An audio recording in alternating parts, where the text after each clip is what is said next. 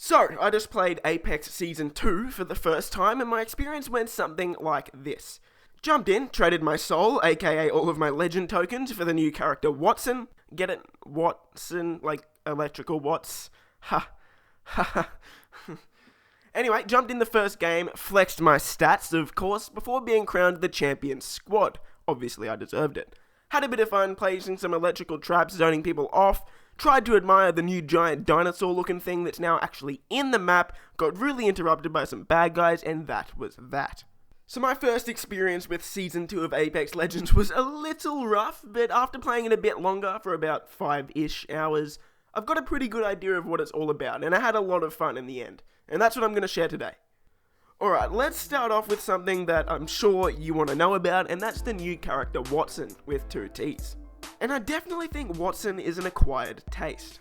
Of course, she is a defensive hero, meaning she's the 3rd defensive hero in the game, along with Gibraltar and Caustic, and she definitely plays that way. Personally, I'm not a massive fan of the defense heroes in Apex Legends. I'm more of an attacker or a bloodhound main, to be honest.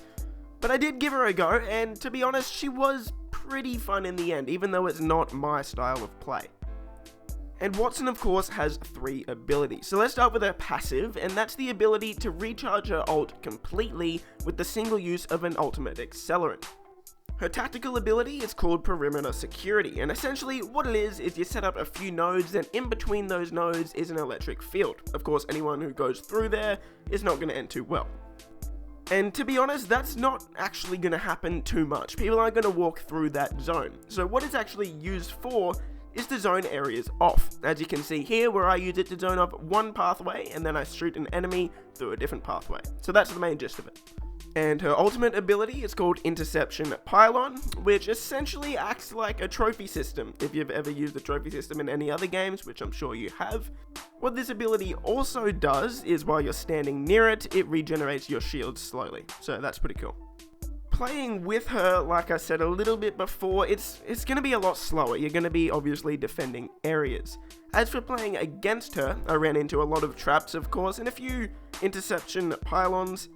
But to be honest, I never really died to one of them, or I never really got zoned off to the point where I was killed. I was playing with 2 other friends, of course, but every time we ran into a barrier or an ultimate, we were able to get through it pretty easily, and I don't actually know if we ended up dying to a Watson in the time we played. But what I think we'll see in the upcoming days, weeks, months, etc. is people will get better at Watson, and of course you'd expect she'd become a lot harder to kill. But at the end of the day, she's a cool addition, nothing too game-breaking, didn't really ruin my experience, change it too much at all. So yeah, I mean, pretty cool.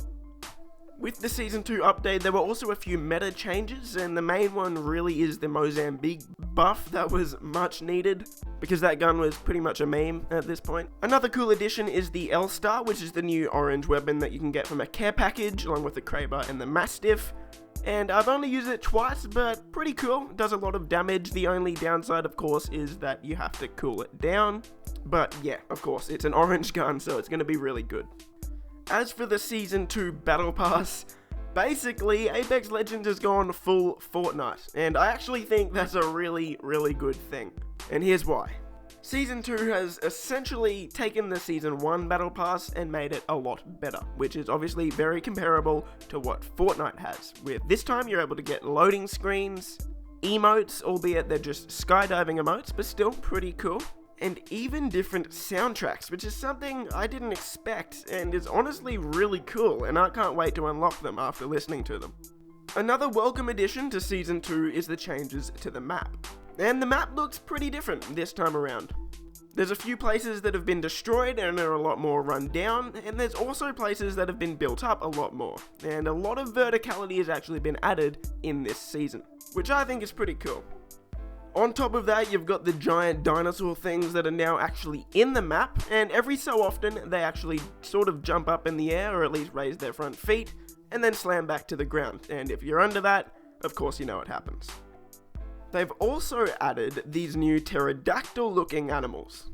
And what's really cool about these guys is if you shoot them, they're actually carrying around a death box. So when you deal enough damage to them, they'll drop that death box, and of course you can loot whatever inside. A cool little Easter egg with these death boxes though that I noticed and I think is really cool is it actually says the death box is one of your friend's death boxes. So for example, if you had a friend named Jimmy487 on your friends list, for example, it would say it's Jimmy487's death box, which is really cool. And it's actually sort of a throwback for me anyway to the Moon Zombies map back in Black Ops 1, where the zombie noughts were named after one of your friends on your friends list, which is pretty cool. I mean, it's something, a cool little Easter egg, something that just might make you smile. And lastly, I want to touch on one of the biggest changes to Apex Legends in Season 2, and that's the introduction of competitive. Personally, this is something that me and my friends have wanted since the launch of Apex Legends, and it's really cool because this is going to add a lot of longevity to the game, and it's going to provide a reason for a lot of people to keep coming back. How the ranking system works is you start off at Bronze 4, and of course you'll be placed into a match with other Bronze players. The higher you rank and the more kills you get, the more RP you'll get, and when you get enough RP, of course, you'll continue to rank up.